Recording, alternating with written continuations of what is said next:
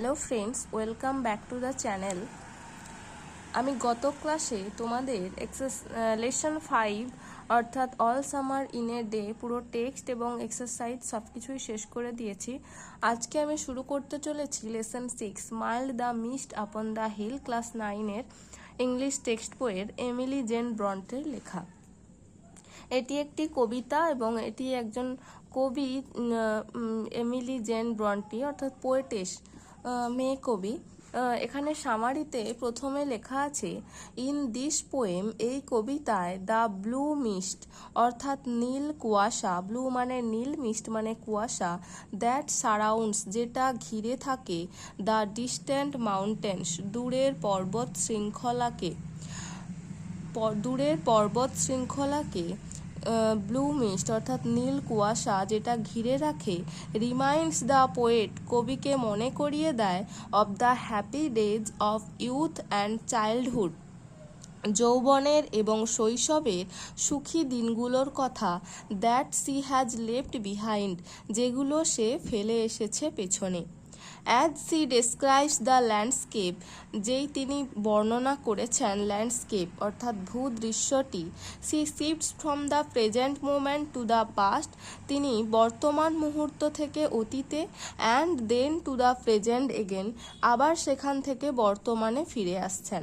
অর্থাৎ এই কবিতায় কবি যিনি তার শৈশবের বা যৌবনের দিনগুলোকে খুবই মিস করছেন এবং সেই দিনগুলোতে ফিরে যাচ্ছেন এবং সেখানকার সুখী দিনগুলোর মুহূর্তগুলোকে মনে করছেন।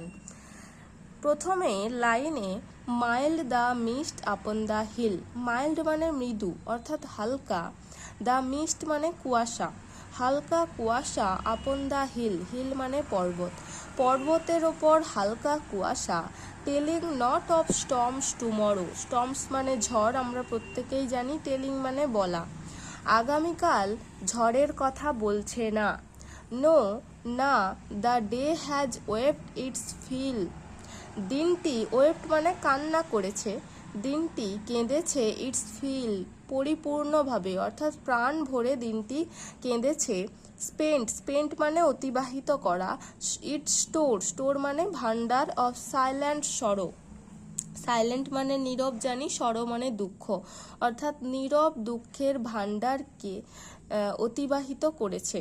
কে করেছে? দিনটি। অর্থাৎ এই স্তবকের মাধ্যমে কবি বোঝাতে চাইছে যে ওই পর্বতের ওপর হালকা কুয়াশাগুলো আগামীকাল ঝড়ের কথা বলছে না, এই দিনটি অতিক্রম করেছে প্রাণ ভরে কেঁদে এবং তার নীরব দুঃখের ভান্ডারকে রেখে। Oh I am gone back to the days of youth, এখানে কবি তার অতীতে ফিরে গেছেন। আমি ফিরে গেছি to the days of youth, শৈশবের দিনগুলোতে বা যৌবনের দিনগুলো যেটা বলতে পারো। I am a child once more, আমি আরও একবার শিশু হয়ে যাই।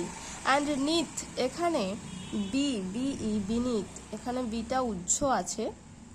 And beneath my father's sheltering roof, এবং আমার বাবার আশ্রয়স্থল, শেল্টার মানে আশ্রয়, আশ্রয়স্থলের রূপ মানে ছাদ, ছাদের নিচে, বিনিথ মানে নিচে, অ্যান্ড নিয়ার দ্য ওল্ড হল ডোর, এবং নিয়ার মানে কাছে, ওল্ড মানে পুরনো, হল মানে হলঘর, ডোর মানে দরজা, পুরনো হলঘরের দরজার কাছে।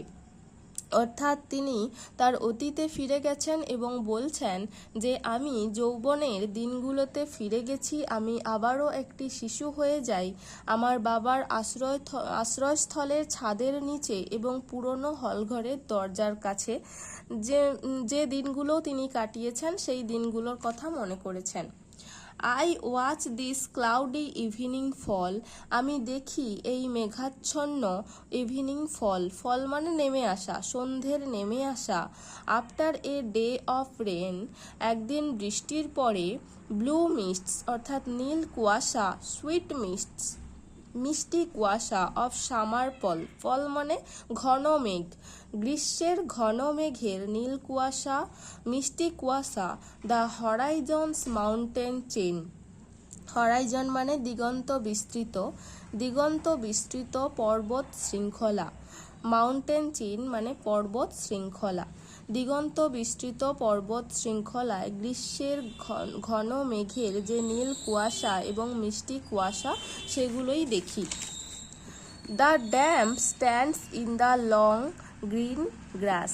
ড্যাম্প মানে আর্দ্র, আর্দ্রতা স্ট্যান্ডস ধরে রেখেছে ইন দ্য লং দীর্ঘ গ্রিন গ্রাস সবুজ ঘাসে, as thick as morning stares যেমনটা সকালের যে অশ্রু সেই অশ্রুর মতো থিক ঘন, অর্থাৎ রাত্রিবেলা মনে হয়েছে যেন ওই আর্দ্রতাটি দীর্ঘ এবং ঘন সবুজ ঘাসের ওপর আছে, সেটি সারা রাত্রি কান্না করার পর। And dreamy sense of fragrance pass, এবং ফ্র্যাগ্রেন্স মানে একটি সুমিষ্ট সুগন্ধি, সুমিষ্ট সুগন্ধির যে স্বপ্নালু গন্ধ সেটি পাস অতিক্রম করে চলেছে। That breath of other years, যেটি অন্যান্য বছরে শ্বাস নেয়।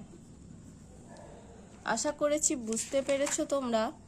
আর যদি ক্লাসটিকে ভালো লাগে তাহলে অবশ্যই সাবস্ক্রাইব করো, লাইক করো, আর না বুঝতে পারলে অবশ্যই কমেন্ট করো। Thank you.